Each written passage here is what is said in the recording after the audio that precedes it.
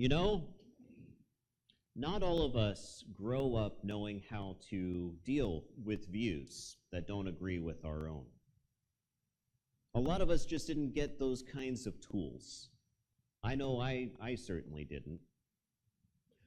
Eventually, I was 18 years old, 17, 18. I went to Bible college, a very conservative Bible college, and they reinforced this objection or unwillingness to deal with contradicting views to my own.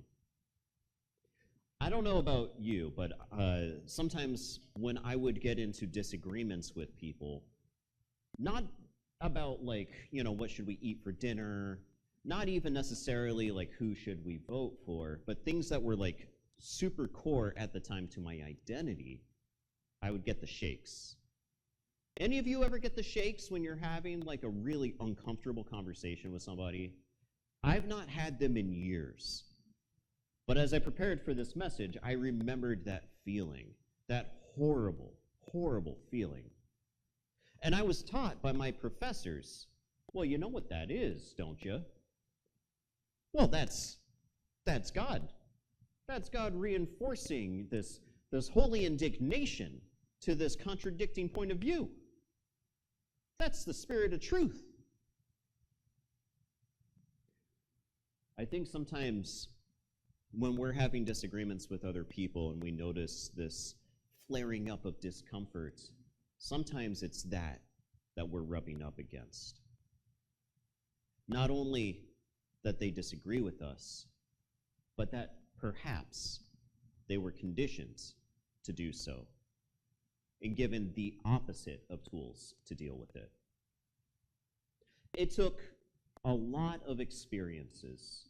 It took a lot of people and places and education for me to finally start arriving at a healthier relationship with disagreements and conflict.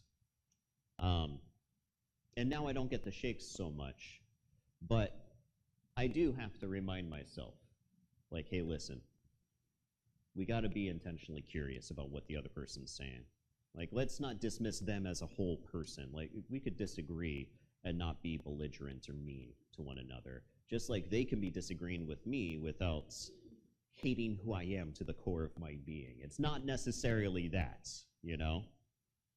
So I'm a work in progress in this way. One of the people who helped me progress to this point, though, a point that I still have more growing to do in, but that is further than where I was, is Stephanie. Stephanie gave me such a beautiful gift when we started going out. In fact, before we ever started going out. You see, on our very first date, as I've told many of you when you've asked, how did you meet and how did your relationship start, she did not care that I was a youth pastor. She did not care that I was a pastor at all. In fact, it was a mark against me. Instead of having me up on this pedestal as a religious leader, she often challenged me without being a jerk, but also while being rather firm. And to this day, that continues to be the case as we parent together, do life together. Our story today is about a man named Stephen, Stephanie's namesake. Stephen, who we often call the First Martyr.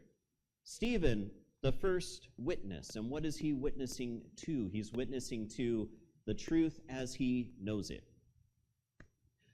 So at the point we're at in our story, we meet Stephen, and he's a gentleman that we encountered in a couple of weeks ago when we were looking at the passage that was talking about the deacons, the folks who are appointed by the early church to help equally distribute resources, food, to everybody within the Jewish church in Jerusalem at the time. Because it wasn't just Palestinian Jewish people there who speak Aramaic. By this point, there's also a thriving immigrant community within Jerusalem of Jewish people from throughout the diaspora. And Stephen happens to be one of them. You may remember that when the church realized they were having an issue of equity, they chose 7 people from the marginalized group to resolve this issue of equity, right? And Stephen, our author, seems to hold in really high regard. He calls him a person filled with grace and with truth and with power and with the Spirit. We keep encountering this idea of people who not only have the Holy Spirit, which is like every believer in this story. I believe it's everybody, but our writer wants to emphasize every Christian. I think that's what our writer truly believes. But I think if you contain the image of God, you contain the Spirit of God. I digress. Sometimes it feels important for me to point out where I disagree with our author, and I think that should be okay, right? So our author is emphasizing that Stephen is one of these people who pays attention to the nudging of God's Spirit.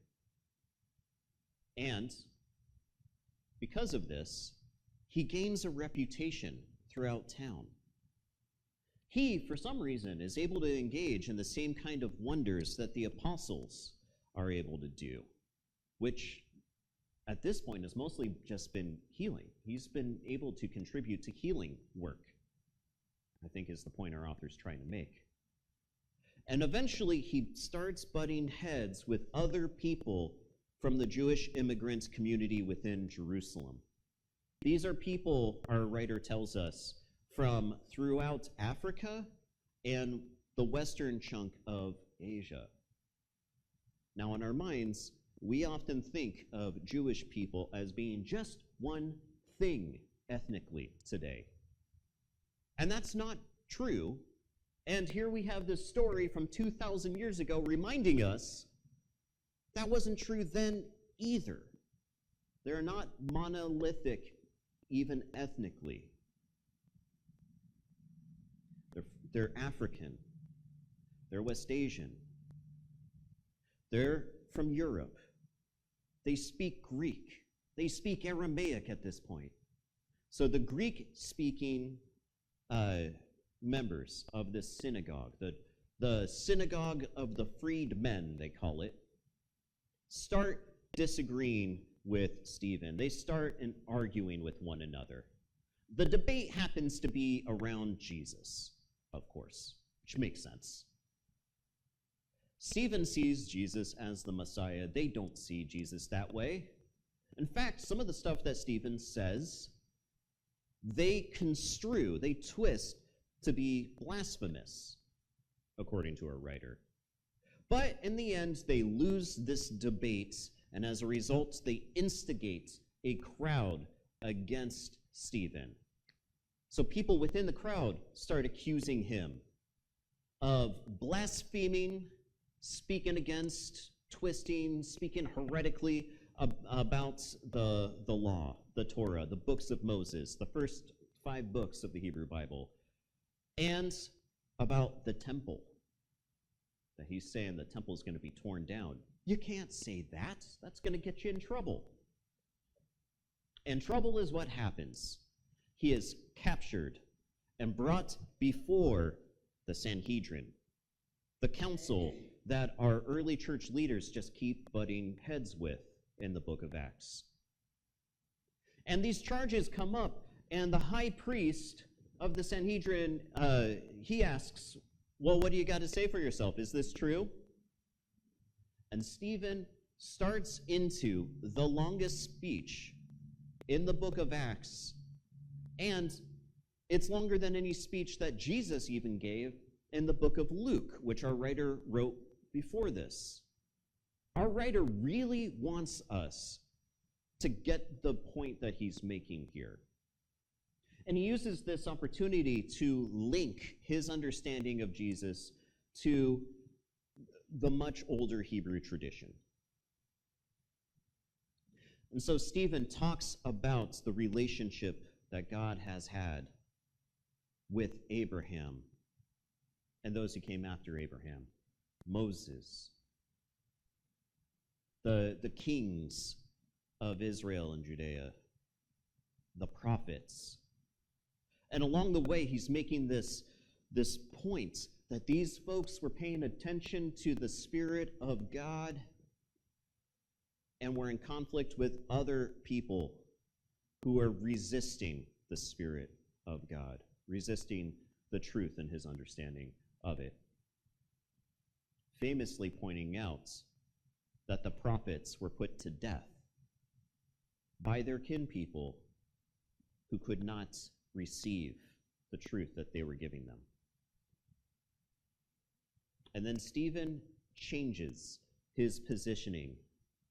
He goes from just telling this story while he is indicted in this hot seat to putting his the leaders, the Sanhedrin, the civic and religious leaders of town in the hot seat instead. And he says, you guys are like those who killed the prophets, because, leaders, you killed Jesus. He was innocent, and he was following the leading of the Spirit. Now, how do you think that went over? Yeah, like a lead balloon, right? They grab him, and they drag him out of town. An important thing to note is that what happens next is not, strictly speaking, legal. Because in their society, the Romans have the authority to kill unless you commit a crime within the temple that's a crime against the temple. You know, if you're committing some sort of blasphemous act in the temple, then the Romans say, all right, well, you know, you should have known better. We're not even going to get involved in that. Otherwise, they want the power of execution.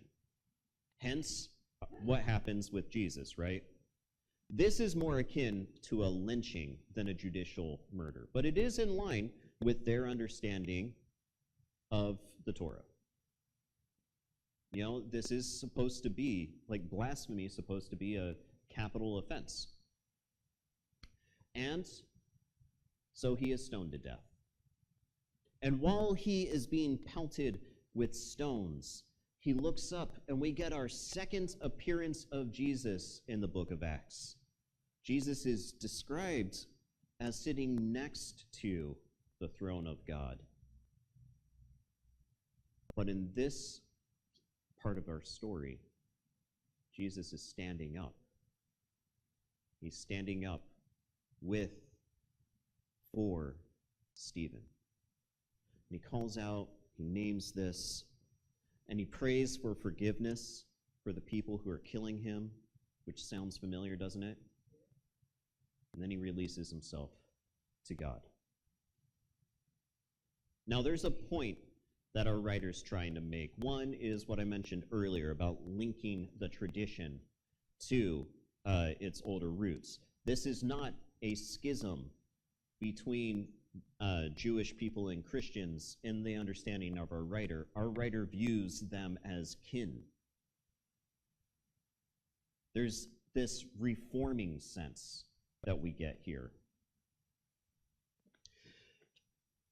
Stephen is trying to speak his understanding of this truth, even calling out the murder of Jesus as the murder of an innocent, an unjust act, and also in defiance of the Spirit of God, just like what's happened to the prophets, right? But our leaders in this story cannot hold these truths. They cannot consider this point of view. This is like so many of us who see people backing very racist ideologies, and then we're like, you know, I actually kind of think you might have been on the Confederate side if you were alive 200 years ago. Tends to tick people off if you say that. Or when we see people backing very fascist views, and someone points out, you know, you're kind of backing the fascists here. I kind of think you would back the fascists, 75 years ago, 80 years ago. People don't want to hear that either. So saying, you're a lot like those who killed the prophets, not well received. So in this story, we have Stephen, called a martyr, posing as a witness to his understanding of truth, and he's killed for it. The word martyr means witness. He is the first witness in the Christian tradition to die for his belief, for his speaking of the truth. And this makes me think about those in our midst who have persistently been trying to speak truth in the world around us. A controversial, unpopular thing to do. It doesn't come without risk. It's dangerous and it's scary. And if you're a little fearful right now, I get it. I get it. Our society still kills its prophets. But it also makes me think about our own civic and religious leaders who pose themselves as the representatives of God, who know what's best for us because they're in communication with God. They're devout. And yet when they're confronted with truth, instead of being nudged by the Spirit so many times, predictably, we see them capitulate and start throwing stones. It's predictable what happened to Stephen. Perhaps it's predictable what we see happening now. But it also makes me think about us. It makes me think about me. Because while I've learned to try to do better in holding difficult conversations and carrying difficult truths, I could still slip into that person that I've been trying to grow out of. I could still slip into that modality of, well, your criticism is unwarranted because I'm righteous. Because I'm uncomfortable by what you're saying and I'm a good person, therefore you must be a bad person, right? We can still slip into being with this group of folks who use religion and politics as a bludgeon on the rest of us, especially when we find ourselves uncomfortable with an aspect of our actions or our identity or our speech that maybe we don't like, or maybe this other person didn't really appreciate. What I'm trying to say is, for those of us who tend to lean a bit progressive, we have 1,000 growth areas. And we're finding new growth areas all the time as we pursue growing, as we pursue following the nudging of God's Spirit. We're imperfect, and sometimes we get called out on our imperfection. We use the wrong pronouns. Sometimes we dead name people. Sometimes we are microaggressive. And it's not until somebody else points out, that's really problematic, actually, that we even notice we're doing something transgressive. Terminology changes all the time. And sometimes our altruism can even get questioned. Well, you contributed to this cause, but maybe you should have contributed to that cause. And so We have this resistance within us, but I'm a good person. We get the shakes. We have our own sense of holy indignation. And you know what? I empathize with that so much because that also happens to me. I also have growth areas. I'm not done yet. You're not done yet. We're not done yet. And my hope is that I continue to follow the nudging of God's Spirit, because we've got work to do, instead of canceling those that we fear may cancel us. That's no way to live. That's no way to live. And that's no way to love. I'm convinced that loving our neighbors means listening to our neighbors. And I hope that we can continue to do so. And I hope we can continue to listen to one another too. We're going to continue to make mistakes, and I actually think it's good to learn of and from those mistakes. And in the meantime, let's not stop speaking truth, even in this moment.